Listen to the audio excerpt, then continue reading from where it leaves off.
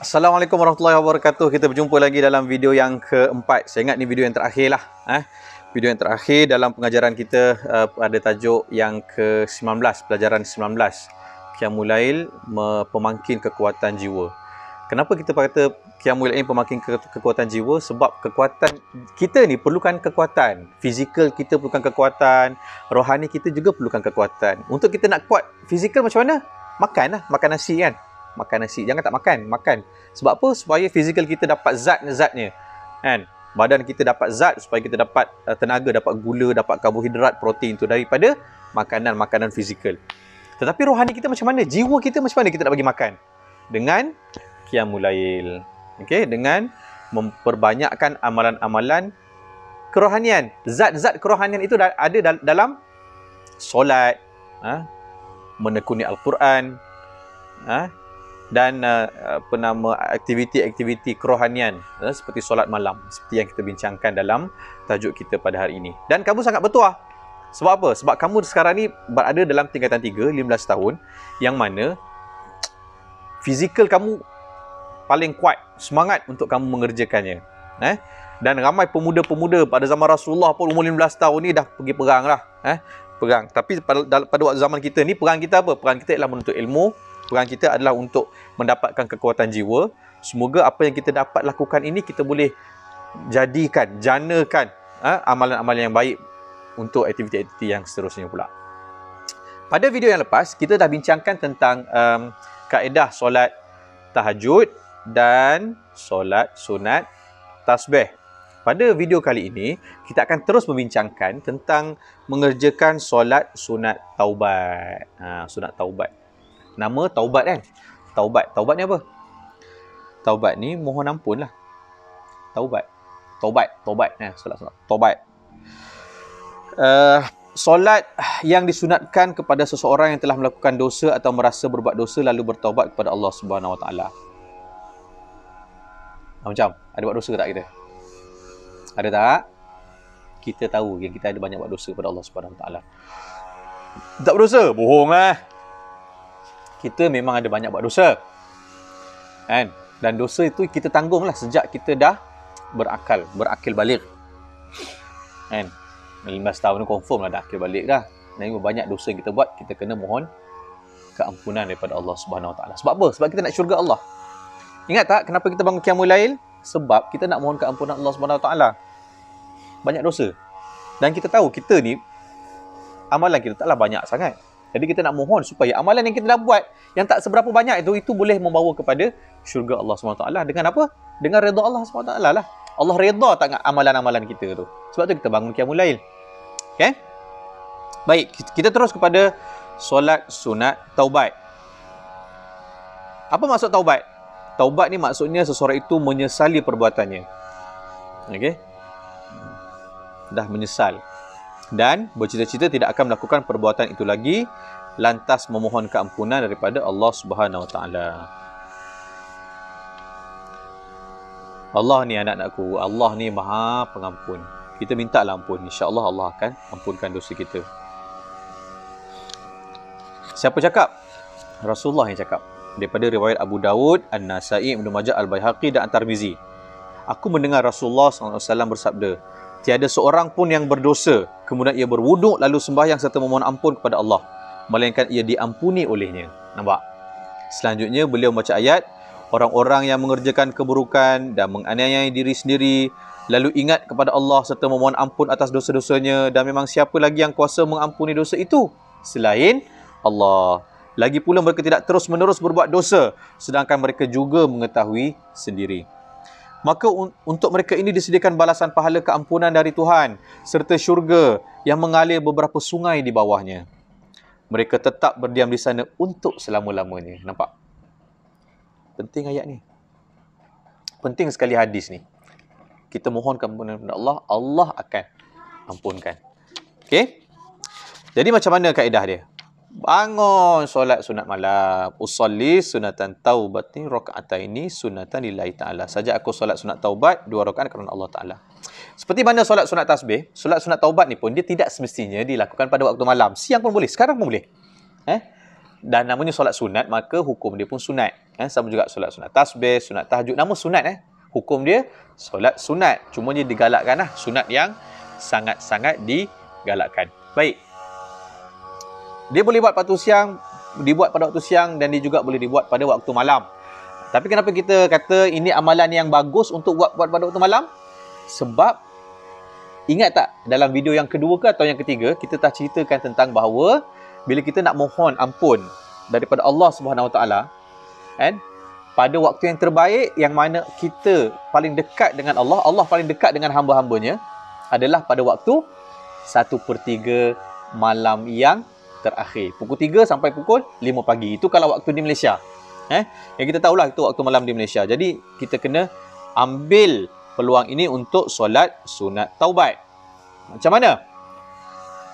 Dia 2 rakaat. Jadi rakaat pertama tu bacalah Fatihah, baca surah apa lepas tu. Kemudian sama juga rakaat kedua baca Fatihah, kemudian bacalah surah apa-apa lepas tu.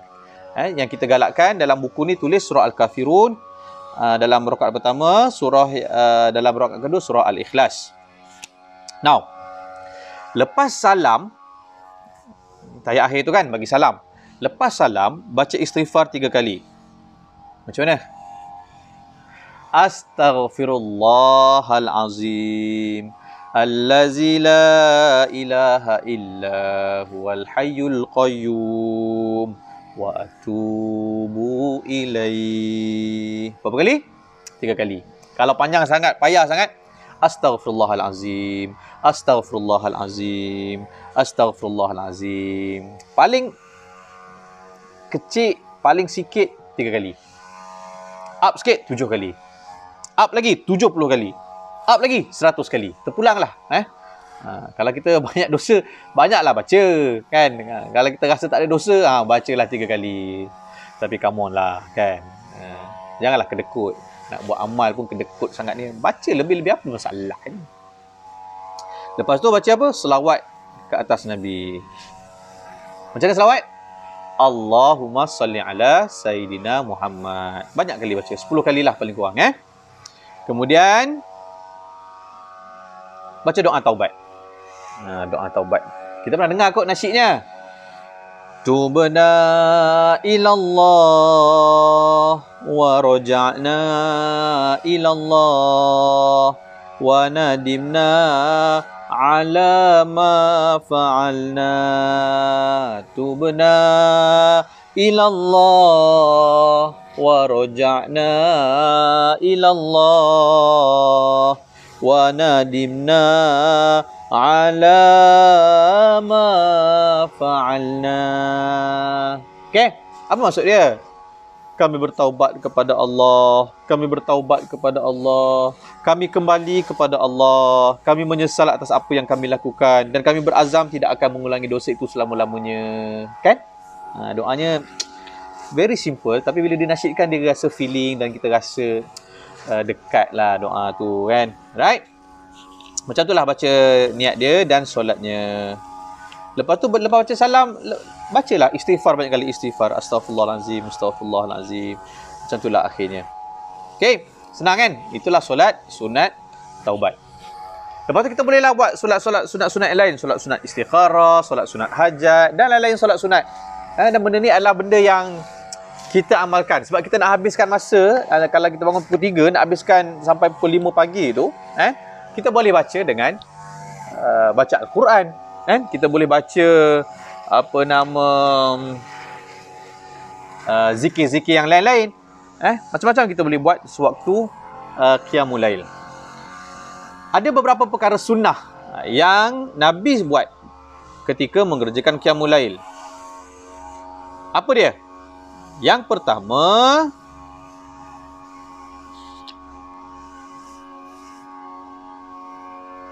disunatkan apabila bangun solat malam perlu bersiwak, bersugi, gosok gigi lah. Baca ayat-ayat akhir surah Ali Imran bermula dari ayat inna fi khalqis samawati wal ard wa ikhtilafil laili wan nahari la ayatin li ulil albab. Ni surah Ali Imran ayat 11. Apa dia tu? Yang pertama, bangun solat malam, nak buat qiyamul lail ni, ambil berus gigi, gosok gigi. Dia ayat dia bersiwak lah, bersiwak, bersugi, tak apalah. Kita gunakan, kita terjemahkan sebagai gosok gigi. Okey, apa lagi yang di perkara sunat? Disunatkan berdoa dengan doa yang benar daripada Rasulullah SAW. Ini doa Nabi. Jadi kalau kamu boleh hafal ataupun baca, lagi baiklah.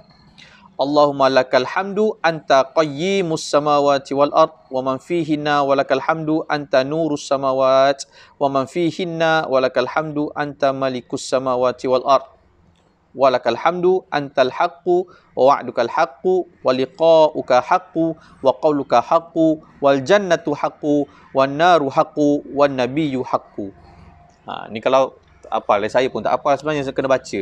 Tak apalah, ada buku boleh baca. Ulang balik video ni pun tak apa. Carilah doa ni. So apa lagi? Bangun solat malam, mulakan dengan solat 2 rakaat yang ringkas. Macam tadilah, solat 2 rakaat yang ringkas tadi ialah solat tahajud. Ada solat malam kalau pergi ke, kalau nak apa, buat qiyamul lail dekat surau kat masjid, boleh datang. Solatlah solat sunat wuduk pun boleh, solat sunat tahiyatul masjid pun boleh. Macam itulah. Alright. Itu antara perkara-perkara sunat dalam qiyamul lail. Now, soalan. Lepas ni apa yang kamu nak buat, apa yang saya nak kamu buat adalah kamu semak dalam muka surat 160 ni ada penilaian. Yang ni saya nak kamu buat. Maksud qiyamul lail, rujuk video pertama. Apakah hukum qiyamul lail? Rujuk video pertama. Tuliskan dalil naqli qiyamul lail, rujuk video pertama. Senaraikan doa, senaraikan 2 amalan semasa qiyamul lail, rujuk video yang kedua, yang ketiga dan yang keempat. Terangkan 2 kelebihan orang yang mengamalkan qiyamul lail. Apa kelebihan dia? Banyak kelebihan tadi kan? Kita dah cerita tadi rujuk video pertama dan juga video yang kedua. Ataupun kamu boleh rujuk terus dalam buku teks kamu, muka surat 158. Yang pertama, doa dimakbulkan oleh Allah. Sebab apa? Sebab dekat dengan Allah SWT. Menjadi hamba yang bersyukur. Kita tunjukkan kesyukuran kita kepada Allah SWT, maka bangun malam, nyatakan kesyukuran kita. Yang ketiga, mendapat kemuliaan dan tempat yang terpuji di sisi Allah. Sudah tentu, apabila orang lena tidur, awak bangun, sudah tentulah Allah akan berikan darjat yang lebih tinggi daripada orang yang tidur kan. Yang keempat, memberi ketenangan kepada jiwa untuk lebih khusyuk beribadat kepada Allah SWT. Sebab apa? Sebab bila kita bangun malam, kita membersihkan jiwa kita. Macam mana kita bersihkan jiwa kita? Sebab pada waktu itu antara kita dengan Allah SWT. Dan yang kelima, beroleh balasan syurga di akhirat. Itu kita harapkan daripada amalan dan keredaan Allah SWT berdasarkan usaha kita bangun malam berqiyamul lail, dan kita berdoalah semoga kita diberikan petunjuk jalan menuju ke syurga. Sebab tu yang kita doa tu dalam solat doa dalam solat sunat tasbih dan taubat, kita mohon yang itu. Okey, itu antara kelebihan-kelebihan yang ada dalam buku teks kamu boleh masukkan dalam jawapan kamu. Yang keenam, nyatakan hukum bagi situasi berikut beserta alasan. Semasa qiyamul lail, Abdullah terlupa untuk menunaikan solat witir. Macam mana?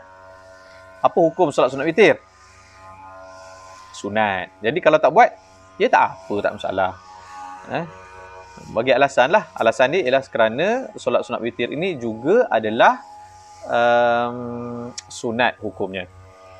Abdul Qayyum melaksanakan qiyamul lail secara berjemaah di rumah. Macam. Tak apa, tak ada masalah. Solat sunat ni boleh dibuat secara berjemaah, boleh dibuat secara berseorangan. So tak ada masalah kalau nak buat jemaah pun boleh, ini secara bersendirian pun boleh. Tapi cuma kalau digalakkan benda ni dibuat secara individu. Tapi nak belajar boleh lah kan, kat sekolah kan nak belajar, kat camp-camp program nak belajar, nak buat secara berjemaah untuk bagi semangat. Dan kalau kita nak ikut orang tak tahu lagi kan, boleh, tak ada masalah, tak ada isu pun. Yang penting buatlah kan. Gitulah. Soalan nombor 7. Umat Islam telah sedia maklum tentang kelebihan qiyamul lail. Namun tidak ramai yang ingin merebut peluang untuk melaksanakan ibadat ini. Mengapakah situasi ini berlaku? Pasal apa? Yang ni saya nak kamu fikirkan. Kenapa? Punya banyak kelebihan qiyamul lail ni, tapi tak ramai orang buat. Kenapa? Okey, yang ni fikirkan. Mengapakah situasi ini berlaku? Kemukakan cadangan anda untuk menangani situasi tersebut. Apa nak buat sekiranya kamu nak menyemarakkan Qiyamul Lail ini? Okey, bagi cadangan. Okey, saya memohon supaya kamu jawab semua soalan ini. Soalan dalam muka surat 160 dalam penilaian ini, dan hantarkan, tuliskan jawapan kepada setiap soalan ini dalam buku nota kamu. Okey, so ini adalah tugasan bagi pelajaran yang 19 ini. Boleh? Okey, saya harap kamu dapat menjiwai setelah kamu menjawab soalan-soalan ini, bukan sekadar kerana cikgu suruh, tapi ini juga adalah tugasan kamu sepanjang minggu ini.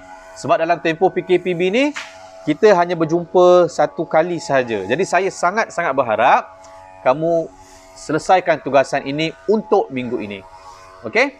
Dan ini adalah video yang terakhir, video yang keempat, yang saya harap dapatlah manfaatnya untuk kamu dan kamu boleh amalkan dalam kehidupan seharian. Okey, itu sahaja daripada saya. Terima kasih atas fokus. Dan kalau tak faham, boleh tanyakan dalam grup WhatsApp. Semoga kita dapat berjumpa lagi dan jadikan ini sebagai satu amalan harian kita. Okey? Wallahu a'lam, kita jumpa lagi dalam siaran yang akan datang. Assalamualaikum warahmatullahi wabarakatuh. Bye bye.